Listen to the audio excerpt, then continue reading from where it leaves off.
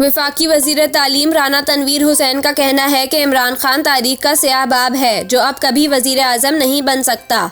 मुरीद के में अवामी इज्तिमा से खिताब करते हुए राना तनवीर ने कहा कि पाकिस्तान कायम रहेगा मगर इसे तबाह करने वाला इमरान खान कायम नहीं रहेगा। अगर इमरानी हुकूमत ख़त्म ना होती तो मुल्क टूट जाता। राना तनवीर ने कहा कि लाडला रोज़ाना कानून का मजाक उड़ाता है और लाडला पाकिस्तान की सलामती के लिए खतरा है। इमरान खान और परवेज़ इलाही बहुत बड़े ड्रामे हैं, इनकी पार्टी अब थ्रेट बनेगी। वफाकी वजीर का कहना था कि 3 बार का मुंतखब वजीर आज़म नवाज शरीफ कानून की हुक्मरानी के लिए ग्रेड 20 के सरकारी मुलाजमीन के सामने पेश होता रहा।